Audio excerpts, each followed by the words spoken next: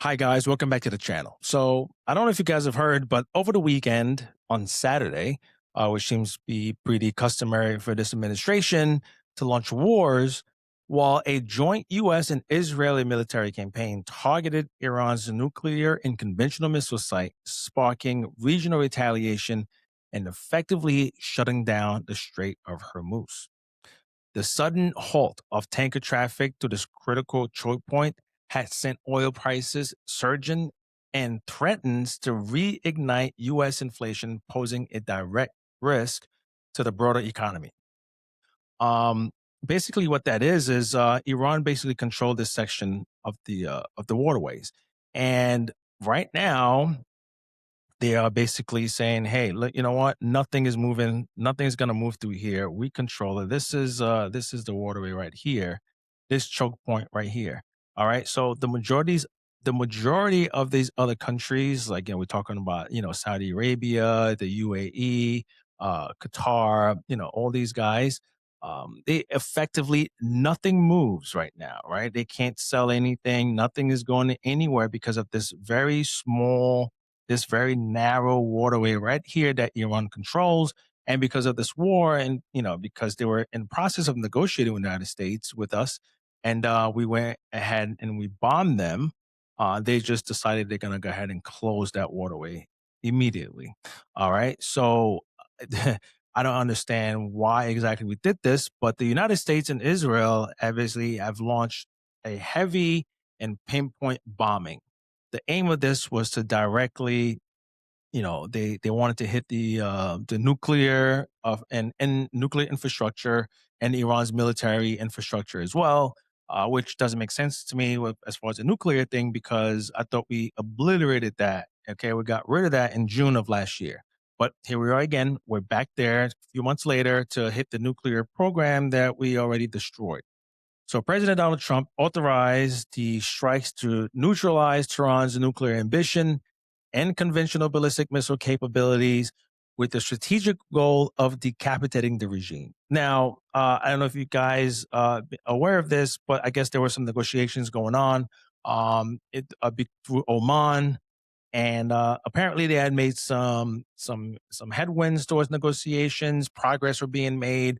Marco Rubio was supposed to go to Israel on Monday, which was today, and so apparently Iran had made some concessions towards a nuclear program and different things like that. And so we decided to launch a decapitating strike on the regime. We killed their religious leader, Ayatollah Khamenei, and about 40 also members of Iran's military and political infrastructure, like, key top figures in the Iran military, in different sectors of Iran. 40 of them were meeting the Khamenei at his compound, which we bombed to decapitate the regime, the government. But however, Iran immediately replaced those people. They have a new religious leader. They have new military personnel installed, and immediately they launched strikes. So this decapitating strike did not work as intended, because Iran immediately replaced those figures and they immediately started firing missiles and bombing U.S. Bases. All right, so that's exactly whatever the consensus was, whatever the thought process was, or the plan was to decapitate. I think the thought process was, if we kill the religious leader and we kill the top military personnel, Iran will be in disarray. People is going to rise up and take over the government, and then we can come in and institute regime change. But that did not happen, because immediately Iran's Revolutionary Guard promised a ferocious offensive and started launching missile strikes against Middle East countries, the UAE, United Arab Emirates, Bahrain, Qatar, Kuwait, and Jordan. Every one of those countries housed U.S. military bases, and Iran immediately went after them and started, launching missiles and drones at these sites. All right. Now, Iran warned commercial shipping immediately, do not come near the Strait of Hormuz. I think they struck and bombed some tankers there to basically, solidify and send a message. Also, basically, once that started happening, global maritime insurers instantly withdrew coverage and effectively halted tanker traffic. This critical choke points closure threatened to severely disrupt 15% of the world's total oil supply and 20% of global liquefied natural gas shipments, which a lot of that come from Qatar and so on and so forth. This thing is it looks like it's spreading. The conflict is moving beyond just Iran and Israel and the United States. Also, too, not just Israel. I mean, Iran did not just launch missile attacks just against these U.S. bases in the Middle East, but they also sent tons of missiles also towards Israel and towards Tel Aviv and different Israeli cities, and they're also causing some damage there as well.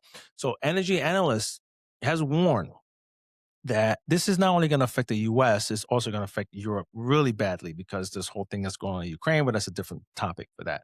But energy analysts warn that this creates a dual supply shock, effectively trapping current exports and neutralizing OPEC's spare capacity when global markets need it most. Financial markets reacted violently as Brent crude prices surged over 8% to $72 per barrel, while the US West Texas Intermediate jumped to $62 per barrel. Energy experts project that a prolonged closure of the strait could trigger an energy crisis three times, three times as severe as the 1970s Arab oil embargo. What the oil embargo looked like in 1970s. They're saying this is going to look three times. This is going to be three times as bad as that, potentially driving crude prices beyond $100 per barrel. If Iran becomes cornered and attacks Saudi infrastructure, meaning, Saudi's oil producing capabilities, Saudi's oil reserves, and so on and so forth, a worst case scenario with an estimated 33% probability, the global energy grid could face catastrophic long term shortages.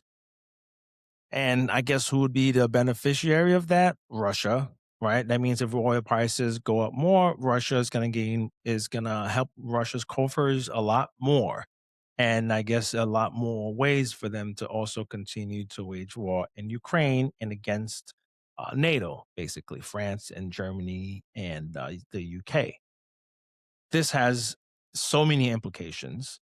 Before the conflict erupted, before this, the U.S. national gas prices had cooled to a multi-year low average of $2.98 per gallon. Now, a universal increase in fuel costs threatens to act as a massive tax on U.S. consumers, reigniting domestic inflation.